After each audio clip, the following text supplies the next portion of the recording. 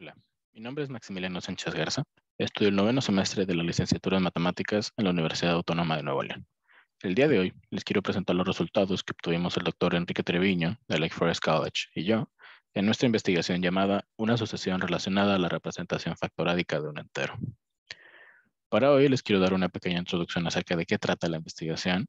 Posteriormente daré unos cuantos resultados acerca de la asociación JSVR, que es el principal objeto de estudio. Después les daré un pequeño esbozo de la demostración del teorema principal y finalmente daré unos cuantos agradecimientos. Para empezar, sea n un entero positivo y sea s sub 2 de n la suma de los cuadrados de los dígitos de n cuando éste se escribe en base decimal.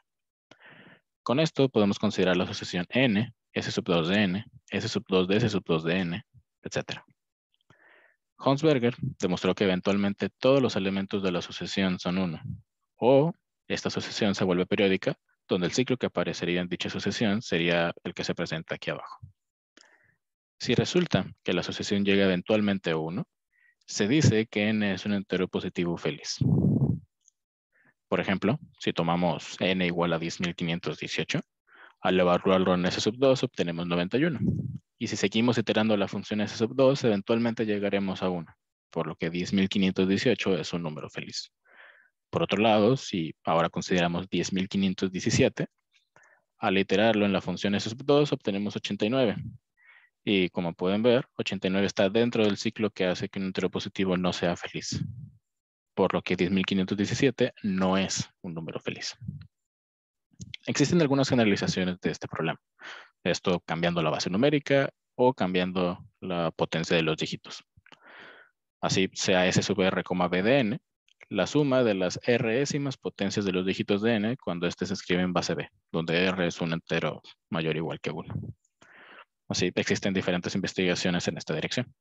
Por ejemplo, Grandman y Teppel analizaron los casos cuando la potencia de los dígitos es 2 o 3 y cuando la base está entre 2 y 10.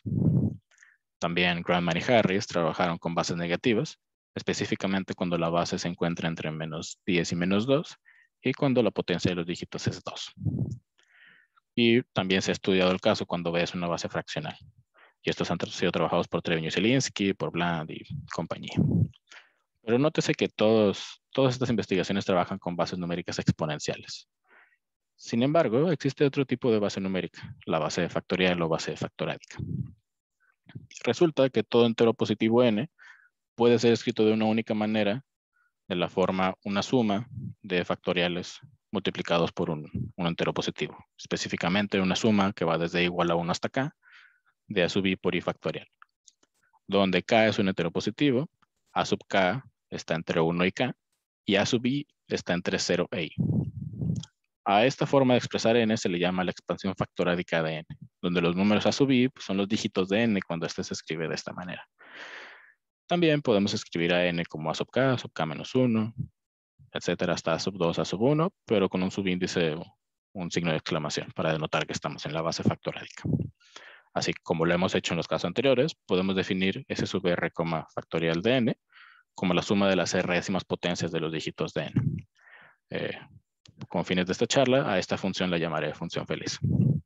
Así, un entero positivo n se dice que es un número factorádico feliz de r'ésima potencia. Si existe un entero m, tal que la mésima iteración de la función feliz evaluada en n es igual a 1. Así, por ejemplo, tomando de nuevo 10.518, este en base factorial se puede escribir como 2.033.020. Al evaluarlo en la función feliz, obtendríamos 26 en el caso cuando r es igual a 2. Y si seguimos iterando esta función, de hecho en la tercera iteración obtendremos 1, por lo que 10.518 es un número factorádico feliz de 2ª potencia o de segunda potencia. Ahora, consideremos R un entero positivo y definimos J sub R como el menor entero positivo que satisface la desigualdad 2, es decir, J sub R factorial es mayor a J sub R elevado a la R menos 1. Esta sucesión fue utilizada por Carlson, Goldhart y Harris en su estudio de números factorádicos felices. Los primeros 20 valores de la asociación J sub R pues, se pueden ver en la tabla que se muestra. Nótese que cualesquiera Y la diferencia entre cualesquiera dos términos consecutivos de la sucesión resulta ser 1 o 2. Más adelante ahondaremos en este detalle. En esta investigación por Carlson, Goldhart y Harris, su teorema principal es que cuando R está entre 1 y 4, existen sucesiones arbitrariamente largas de números factorádicos felices de enésima potencia consecutivos. Para ello, prueban que existe un entero positivo n mayúscula, tal que para todo entero n mayor a n mayúscula, se cumple que la función feliz evaluada en n es menor a n. Y ellos prueban, de hecho, que este entero n mayúscula lo pueden tomar como j sub r más 1 factorial menos 1. Esto para r entre 1 y 4. Así que la principal motivación para estudiar la sucesión j sub r es probar el resultado anterior para todo r mayor o igual a 1. Es decir, probar el teorema 1. Que para r un entero positivo, si n es mayor o igual a j sub r más 1 factorial, entonces la función feliz evaluada en n es menor a n. Y de hecho, en esta misma investigación por Carlson, Goldhart y Harris, prueban que este teorema 1 se cumple si el teorema 2 es cierto, que es si R es un entero positivo, entonces se cumple la desigualdad 3. Nótese que esta desigualdad involucra factoriales, involucra la sucesión J sub R, e involucra sumar las ennésimas potencias de los primeros enteros positivos. Y de hecho, el teorema 2 es el que procedemos a probar. Y para ello, primero estudiaremos el comportamiento de la sucesión J sub R. Así, primero daremos una cota superior y una cota inferior para la sucesión J sub R que está en términos de R. Y esto se muestra en la proposición 1. La primera parte de la proposición es para un épsilon mayor a 0. Existe cierto punto tal que a partir de ese punto J sub R es menor a 1 más épsilon por R. Es decir, el crecimiento de J sub R es a lo mucho lineal. Pero la segunda parte de la proposición 1 nos dice que si t es un número real entre 0 y 1, entonces a partir de cierto punto se cumple que J sub R es mayor a R más R a la t. ¿Esto qué nos quiere decir? Nos dice que J sub R va a ser igual a R más un error, donde ese error debe ser más pequeño que una función lineal, pero debe ser más grande que cualquier función de la forma R a la t, donde t está entre 0 y 1. Ahora, como bien pudimos observar en la tabla donde se mostraron los primeros 20 valores de la sucesión J sub R, vimos que la diferencia entre cualesquiera dos términos consecutivos era 1 o 2. Y resulta que esto siempre es así, como se puede ver en la proposición 2. Para todo entero positivo R, la diferencia entre dos términos consecutivos de la sucesión, es decir, J sub R más 1 menos J sub R, es 1 o es 2. Entonces, para poder entender cómo se comporta la sucesión J sub R, nos gustaría entender qué tan seguido sucede que J sub R más 1 menos J sub R sea igual a 2. Para esto consideramos S, el conjunto de enteros positivos R, tales que J sub R más 1 es precisamente igual a J sub R más 2. Y a los elementos de S los vamos a llamar J'. Ahora, la razón para llamarles precisamente a estos elementos de S como J' es el siguiente resultado, que es el teorema 3.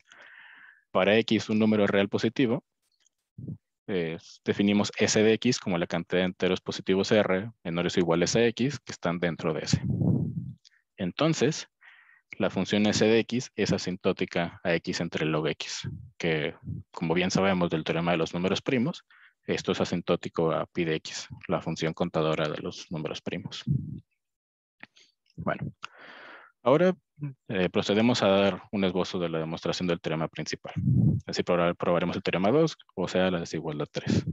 Y la idea es acotar el lado izquierdo de esa desigualdad por algo que eventualmente es positivo, y los casos que no estemos cubriendo, revisarlos por computadora. Así que el primer paso es acotar la suma de las ennésimas potencias de los primeros enteros positivos. Para esto, pues bien sabemos que existe una fórmula explícita para esta suma, que depende de un polinomio de grado R más 1, y además los coeficientes de ese polinomio están dados por los números de Bernoulli. Bueno, pues están en términos de los números de Bernoulli. Así que utilizando esta fórmula podemos encontrar una cota superior para esta suma, que nos sirve para nuestro teorema. Luego, utilizando esa cota y algunos resultados que prueban Carlson, Goldhart y Harris, se puede probar esta desigualdad para todo entero R mayor o igual a 2, donde aquí mencionamos una constante C, que de hecho esta constante está involucrada dentro de la cota anterior. Y esta constante C es igual a E entre E menos 1 más pi a la cuarta entre 45 por 16 pi a la cuarta menos 1, que es aproximadamente 1.5833. Lo importante de esta constante C es que es menor a E, el número de Euler. Ese es un detalle muy importante en la demostración.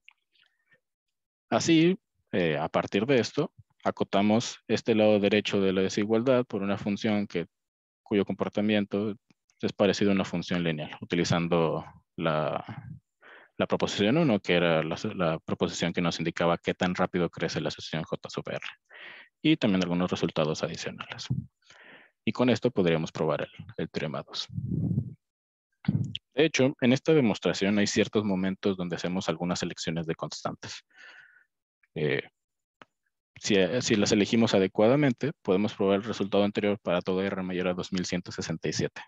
Y así quedaría revisar muy pocos casos en una computadora. Claro, durante esta presentación, por cuestiones de tiempo, no di los detalles de las demostraciones.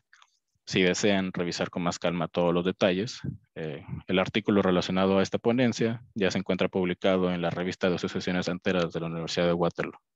Está dentro del volumen 24, es el artículo 21.8.5. Sí, quiero aprovechar esta oportunidad para darle un agradecimiento público a mi asesor Enrique Treviño por todo lo que me ha enseñado en los últimos 2 años que hemos estado trabajando juntos y por incluirme en este proyecto. Y para todos ustedes que vieron mi ponencia, muchas gracias por su atención. Aquí rápidamente les presento las referencias que utilizamos. De nuevo, muchas gracias. Hasta luego.